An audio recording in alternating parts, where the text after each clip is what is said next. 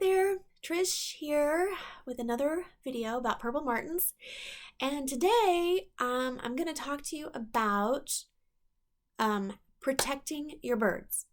And there's actually quite a bit to cover. And so what I'm doing is I'm going to separate these. I'm going to do a couple videos.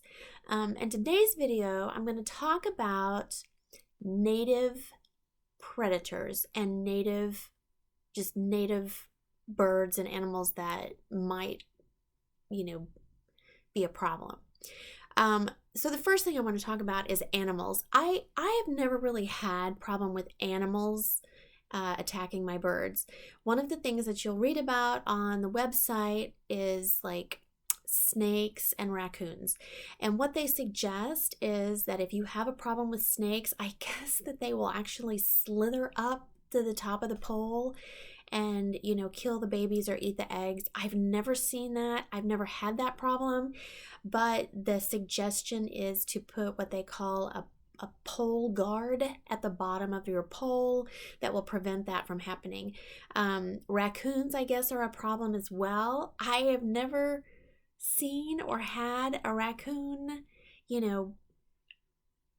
bother my birds. So that, again, that would be like you would want to make sure your houses are far away from trees so that they can't jump from a tree to a pole and things like that. So there is information on the website about animal issues. I do have a cat, and I have had a couple of occasions where the cat has caught a baby that's on the ground. But other than that, I haven't really had any trouble with animals. But we do have issues with birds, other birds. And so I want to talk to you about the native birds that are a problem. The thing about native birds or indigenous birds is that it's against the law to kill those. So you have to kind of just deal with them. And the two main indigenous birds that could actually kill your martins are owls and hawks. And I will say this, I've never had a problem with an owl, and owls tend to feed and fly at night, so I don't know really how they would bother the birds unless there's a baby on the ground that's there overnight or something like that. The main issues that I've had with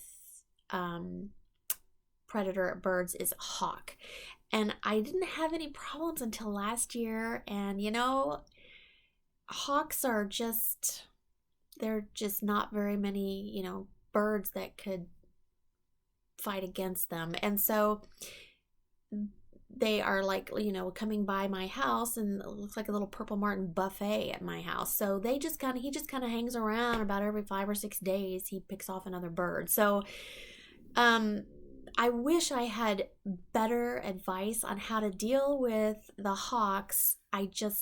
There's just not much you can do. The hawks can stick their heads into the hole if they're really hungry, but if you have a cavity that is the right size that we talked about earlier, if it's a deep cavity, then they shouldn't be able to hurt the babies or eat or bother the eggs. There are hawk and owl guards that you can buy that will keep the hawks and the owls from sticking their heads into the hole.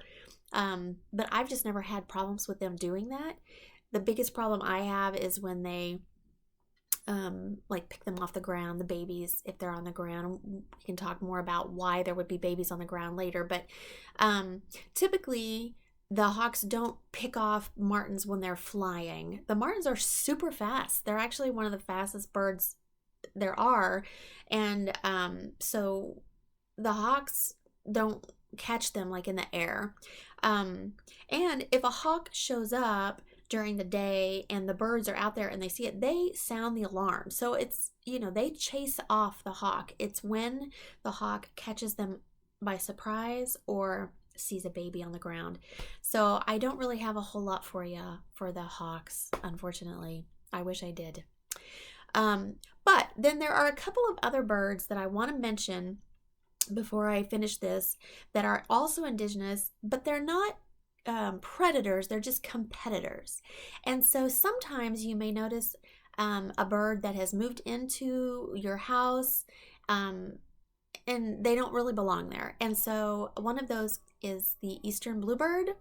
Sometimes the finch might move in there, and so eastern bluebirds, they're super cute and they're fun to watch. They will move into one of the holes and just take up a residence. They won't hurt your birds, so they're not like, it's not the end of the world if you have one in your house. But what you can do is if you put up a little bluebird box, and bluebirds are kind of similar to martins. They like to be in a box or a house. They don't want to nest in a tree.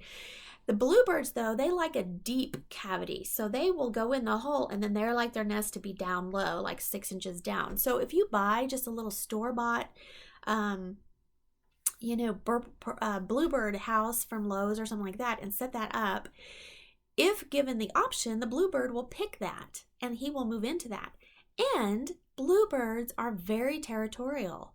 So if another bluebird shows up, your first little bluebird will chase the other bluebirds away. So we have a bluebird house. It's set right there by the martins. It's about, I don't know, 6 feet off the ground. It's not very tall.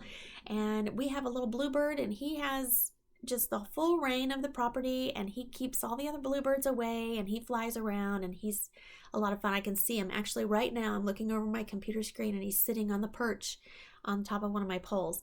So he's here, and he's going to get ready to have babies and all that kind of stuff, and he will keep all the other bluebirds away. And so another way that you can keep those competitor birds away is when you put your martin house up, don't put it up too early, because typically those competitor birds arrive and start setting up nests before your purple martins arrive. So if you wait as long as you can, then they will typically find a different place to nest, the competitor birds, and then once they've got a place to nest, you can open up your house and you have less competition for your martins. So that's a few things about native competitors. In the next video, I'm going to talk about non-native competitors, which it is not illegal to dispatch those, and it's going to get really serious because these birds need to be dispatched. So join me for the next video. Until then, have a great day, and I'll see you next time.